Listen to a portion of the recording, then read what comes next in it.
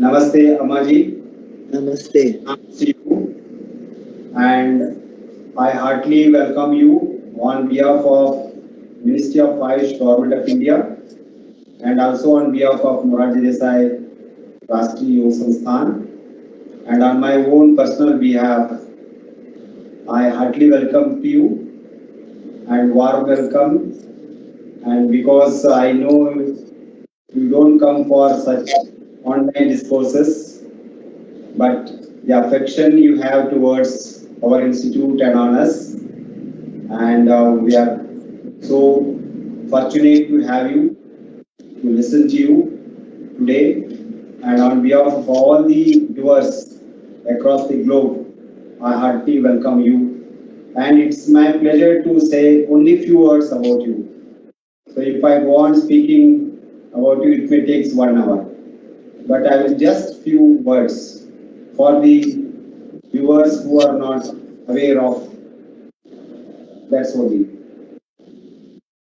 Yogacharini Meenakshi Devi Bhavanani is presently the director and resident Acharya of the world famous International Center for Yoga Education and Research, popularly known as Ananda Ashrama, ICYER, situated in southern part of India, Pondicherry.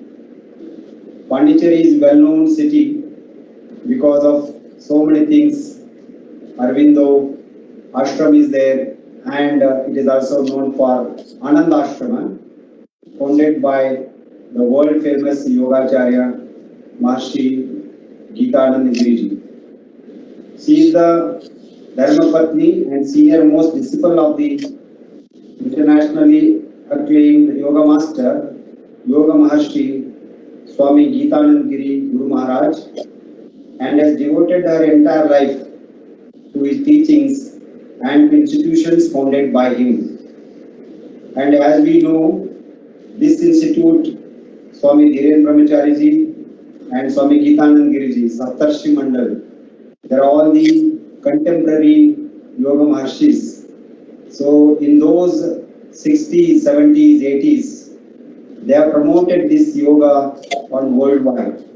So that rich yogic tradition, Amma Meenakshi Devi Bhavanani is continuing.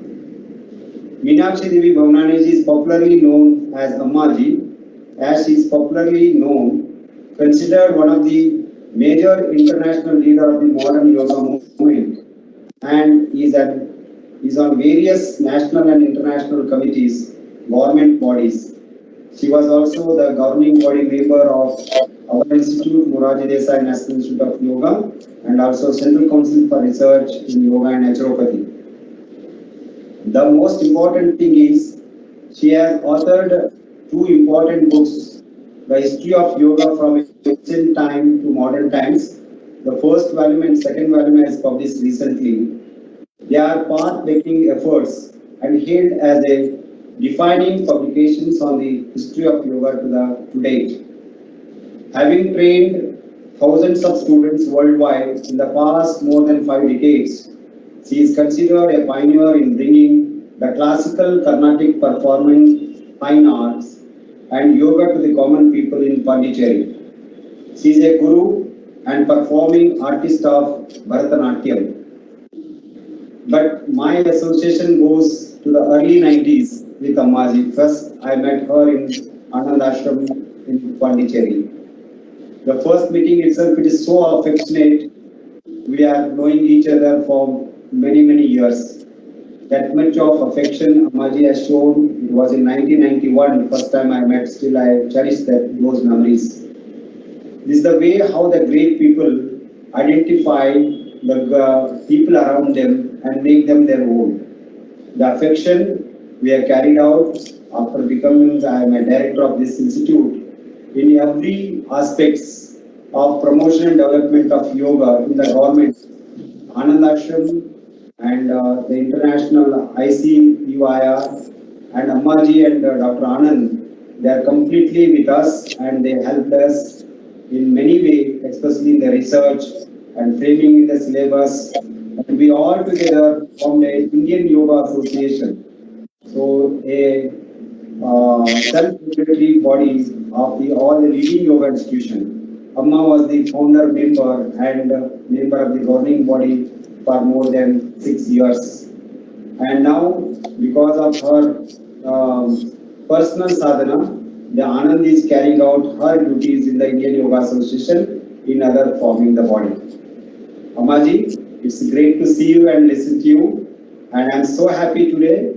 My dream comes true to see you and listen to you. So once again, with these few very affectionate words, I welcome you and request you to just give some blessings to all our viewers. Ammaji, Yogacharini Meenakshi Devi Bhavanani. Om Tatparam Paryaya Vidmahe Jnanalingeswaraya Dhimahi Tano Guru Prachodayate. Om Yoga Maharishi Dr. Swami Geetananda Giri Guru Maharaj Ki Jai. I feel privileged, honored, happy, and filled with Anandam, Satchidanandam, to participate in this wonderful project by the Government of India. It is a great satisfaction that in the present time, our Indian government has understood the value of its cultural heritage. And this program on the time of International Yoga Day, which is limited by our world corona crisis, has given us the opportunity to reach out to each other through the electronic waves, which is a type of city. I am reminded of Arthur Clarke, the very famous science fiction writer from England who settled in Sri Lanka, who made a wonderful statement. He said, "Modern technology borders on magic." And I feel that. And I feel that tonight. I feel that whenever I see Anand reaching out to the world through the internet and through these electronic waves, which is our global means of communication in these days. Now I'll move to my topic, the essence of yoga. Yoga is a magic word. It is known every place in the world. I think even the Eskimos in the Arctic Circle and the savage tribes still down in Africa, and from east to west and north to south, on this little dot in space, as Carl Sagan described the Earth, the word yoga resonates in many, many millions, if not billions, of hearts. What is it in this simple word, 2 syllables, yoga, pronounced in so many accents? Although I've lived in India more than 50 years, still I suppose I am pronouncing yoga with an American accent because that's where I was born. But yoga, how has this word, Sanskrit word, caught the imagination of the world?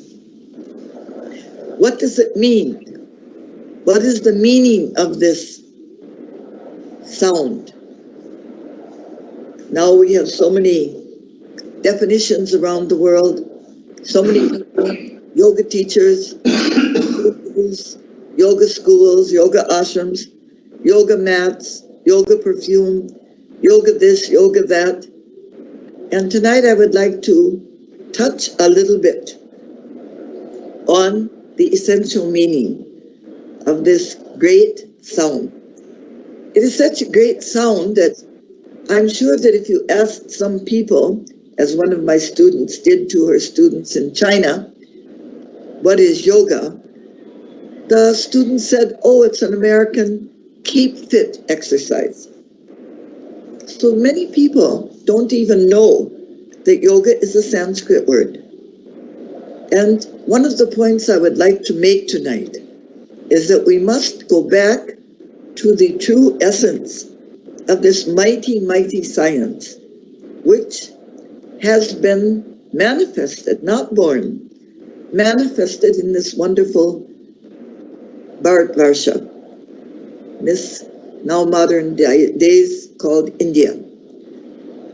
Yoga was not born here. In my opinion, and in the opinion of Swamiji, and as far as I can see from my contemplations and my meditations, yoga is a stream of consciousness. Yoga is a cosmic vidya. It is not an earth vidya. It is not a knowledge that has grown or sprung or been developed on earth. Yoga exists as a mighty stream of cosmic intelligence, which we as humans can enter into. We cannot create it, we cannot define it, we cannot package it, we cannot manufacture it, we cannot sell it. We can tune into it. So it is a vibration, a very, very high vibration of consciousness, which exists. It is a paramparya. It has come to us through many lineages. Thousands and thousands of rishis in India have tuned in, just as we can tune into each other via this electronic miracle. We can tune into that great cosmic vibration, which here in this country was called Sanatana Dharma, or the eternal law, the eternal rule, the eternal morality, the eternal structure of the cosmos. In the West, this Dharma Rai, or the Sanatana Dharma, was called the perennial philosophy. Philosophy basically means a love of knowledge. That is, we want to know why we are born. We want to know what we are doing here on earth. We are living, we are dying. And as Yudhishthira told the Yaksha, every day we see thousands and thousands of beings enter into the valley of death.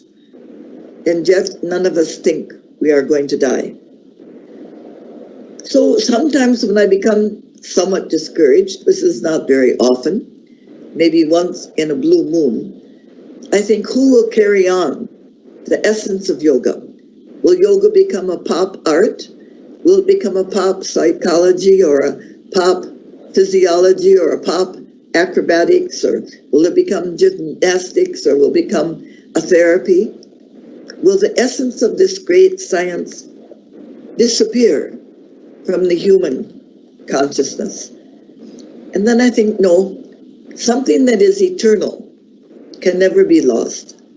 So even if not a single person on earth is able to penetrate into that high vibration, which has come to us under the name of Sanatana Dharma or yoga or whatever term we choose, that consciousness is eternal. It is nitya. It is eternal. It is perennial. It is cosmic. It has existed, it will exist, and it exists now. It is Sat Chit Anandam. It is something that can never die. It is something that can never be perverted. It is something that can never be, what can we say, commercialized. The essence will always be there for those who have the ability to do the sadhana necessary to enter into that stream of consciousness. So let us put some other words to this questioning. What is yoga? As far as I can see, the most perfect definition I can construct, which perhaps can be put into a package and carried away from this talk, is yoga is a methodology, a technology, a philosophy, and a way of life that enables us to evolve our spirit. It is a conscious evolution. Now, it is a method. It is not just a group of beautiful words. There's a very clear method how we can refine our consciousness and how we can grow in spirit. Our scriptures say we have had to go through 84 lakhs of different levels of consciousness to achieve moksha. That is one of the great news, the glad news, the good news of our yogic science is that every being, no matter the smallest ant, and even coronavirus, which is not really a plant or an animal, but it's sort of a halfway house. Even the coronavirus is destined to evolve from the lowest state of manifestation to the very highest goal, the moksha, the nirvana, the merging into that cosmic ocean. But we have to go through so many manifestations to achieve that. And their scriptures have actually put a number, 84 lakhs.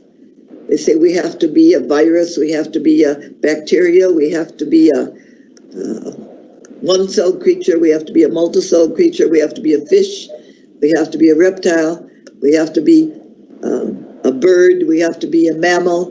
We have to go through all these different levels of conscious manifestation of matter in order to reach man, the status of man. And as Kasturba Gandhi said, I consider it a privilege to be born a human. We forget that. We forget that. We become human only after lakhs and lakhs of manifestation in other levels of consciousness. It's taken us a long time to stand on 2 feet and to manifest or grow a cerebral cortex, which enables us to tune in to that cosmic consciousness. Animals cannot enter that. They are prisoners of their conditioning, and only man has the capacity to think, to choose, to grow. And when we come to that point where we are standing on 2 feet, we can look at the sky, we can see the stars, and we can start to contemplate what is our purpose. When we reach that state, then with God's grace, and perhaps we have to be born as a human many, many times, we will at some point be fortunate to enter a level of consciousness that enables us to hear the word yoga. And those of us who have just even heard that blessed word are fortunate indeed. And if we hear it, contemplate it, meditate upon it, and try to understand the complexity, the beauty, the glory of this wonderful methodology, technology, philosophy, way of life, then we can start to arise, awake, and stop not till the goal is reached. Someone once asked the Buddha, people love you, they adore you, but I want to know, how are you different from other men? And the Buddha gave a wonderful answer. He simply said, I am awake. I am awake. When we look at the world around us, and Swamiji often used to say that the majority of the people on the globe, and now we have almost 8 billion, which is a bit too many, the majority of the people are sleepwalking. They are hypnotized by their senses. They are hypnotized by the material world, and they are not able to think. It is as though they are moving through life just automatically, like Ottomans. One of my students who studied Tibetan Buddhism once was walking with his teacher in San Francisco, And he started laughing. And the student asked him, "Why are you laughing, master?"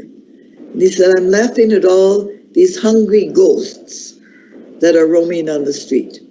So apparently the Buddhists have a term for the average human, a hungry ghost.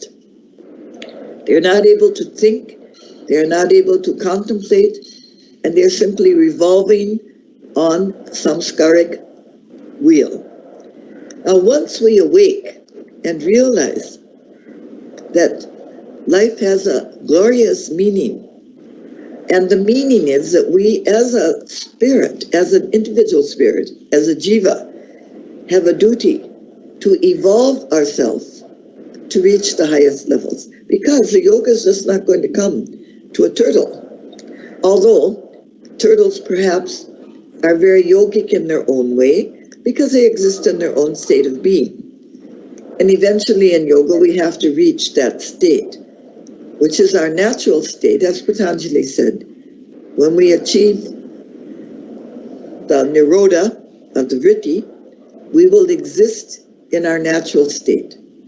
And our natural state is Sat Chit Anandam, or Tat Tvamasi, or Aham Brahmasmi, or Shivoham, Shivoham, Shivoham Soham, Sat Chit Ananda Swarupoham. Our natural state is that we are divine. We are cosmic beings. We are not earthlings. We are not just solar inhabitants of the solar system, our solar system, but we are cosmic. Now, yoga has been evolved by great souls who have been awakened, who have risen up and have not stopped till they reached that realization.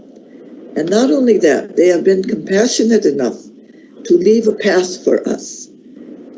They have left a very well-defined path. Now, in our particular tradition, we follow the Ashtanga Yoga of Patanjali to the best of our ability, which is a marvelous blueprint. It's a marvelous template to guide us as we live our life. Trying to live a life of morality, ethics, trying to control the body, discipline the body, become conscious, trying to control the breath, use the breath, manipulate the breath, trying to detach from sensory slavery, and then trying to organize the mind stuff so it can stay in one place. There's a beautiful concept that exists in our Hindu tradition, which has become part of our spiritual life, called the Chitta-bhumis, which I adore. It is a wonderful framework to understand ourselves as humans. Buddha, Kshipta, Vikshipta, Ekagrata, and Nirodha. And it is said by the wise that most people are in the Muda state, which is a very confused, bestial, we can say a very low level, confused, muddy. Even the word, English word mud, probably comes from Muda. Dull, inert, sluggish. And then the next level of the refinement of consciousness, Kshipta, somewhat scattered, going this way, going that way, sometimes up, sometimes down, but in a constant fluctuation of moods and emotions. And then evolving to the third step, Vikshipta, where the mind and the emotions and the being becomes more steady and more focused, but still open to wide swings. And finally we get to the fourth stage, the Ekagrata, where we are able to focus the mind. That is the key. The key goal of the essence of yoga is evolving ourselves stage by stage, using all the technology and the methodology and the psychology of yoga to come to that stage where we are able to control the mind stuff, to stay on one point. Now, Corona is a very good guru because the Corona is making us all stay in one place. People can't move out. Normally people are going here and there and every place, but we have to stay in one place. And if we can hold that Ekagrata state long enough, the mind stuff, the vritti, will start to, what shall we say, cease to agitate. It will become, as they say, like a clear lake. And we will be able to see our essential nature. And that is, of course, the goal of yoga. And anyone who is truly interested in the old yogic concepts, the real yoga, the essence of yoga, their only goal can be moksha. Their only goal can be evolution of spirit. Their only goal can be conscious evolution. Their only goal can be living the yama niyamas, living yoga, not just talking about it or packaging it, but actually integrating these high concepts into the day-to-day life, the day-to-day human life. Now, if we can do that, we will become good human beings. And I often tell my students, I don't care whether you get Kundalini arousal. I'm not interested in it. Don't come and talk to me about that. I don't care if you see the chakras. Don't talk to me about that. I don't care whether you are in samadhi. If you can sit still for a week, I don't care. You must become a good human being. You must be aware, awake, alert, sensitive, compassionate, but most of all, and I'll leave everybody on this note, cheerful. There's nothing worse than gloomy people. There's nothing worse than quarrelsome people. There's nothing worse than people who hate each other. What we need is cheerful human beings. So, this is what, to me, the essence of yoga. And this is why all our Swamijis, what is the suffix of their name? Anandam. And Swami Gitananda used to tell us, if you ever meet a Swamiji who is not filled with Anandam, Satchidanandam, you just call out to him, fake, fake, fake. Because those higher reaches of consciousness are filled with joy, they're filled with cheerfulness, they're filled with happiness, they're filled with goodwill, they're filled with a sense of oneness for everyone around. There's no sense of division, there's no sense of two-ness, there's no sense of you and I. We're all one, and we're all in this thing together. So the essence of yoga is the science of conscious evolution and the art of becoming a good human being. Maybe we won't achieve moksha in this lifetime. Maybe we won't achieve samadhi. Never mind. That's not important. But what is important is to be a good human being on this planet and to be always cheerful, filled with Anandam, Sat, Chit, Anandam. So namaskaram to everybody. And even in the middle of all the lockdowns and all the deprivations and all the gloom, we should not lose that smile. We should not lose that happy heart, hasya, that hasya hridaya, that happy heart. That is the essence of this beautiful, beautiful art, science, technology, methodology, way of life, which the world calls yoga. So namaskaram to all of you. And I bow my head to the government of India that they are undertaking such fantastic initiatives. It's amazing. Swamiji will be so happy, and perhaps he is happy, wherever he is, to see this country finally claiming its own heritage. It's very important that people know yoga has come from India, not born, not created, but the rishis, the people of this Bharatvarsha, were the people who entered that high level of consciousness. So namaskaram to you, and wish you all a cheerful heart. Namaskar. Thank you very much. Thank you very much. And it's a happy heart. The essence of yoga is to keep us always happy. So only happy can person can experience the yogic experience. It's That is the very essence. true. So Very true. the entire is just two words: happy heart. So Happy keeping heart. your heart always happy. It's most essential thing, especially in this pandemic conditions. And your message is very, very wonderful and timely. So once again, on behalf of Ministry of AYUSH and our institute, I thank you, Ammaji, for your excellent message on the eve of International Day of Yoga 2020. So I would like to inform you, Honorable Prime Minister has announced yoga blog competitions, My Life, My Yoga, just 3 minutes blog. There's a huge response. I request your organization shall also inform to all the people. And Yoga Certification Board of Ministry of AYUSH, where we are providing all the yoga enthusiasts across the globe participating on 21st of June as yoga volunteer from the Government of India.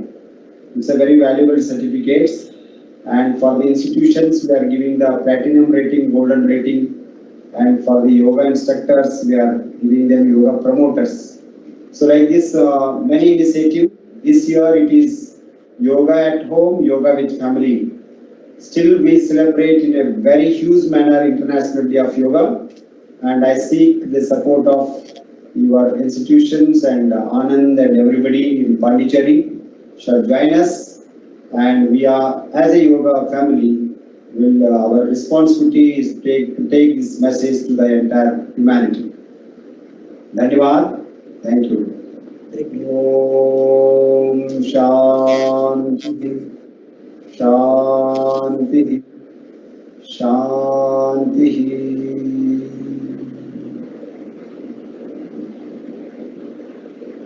Thank you.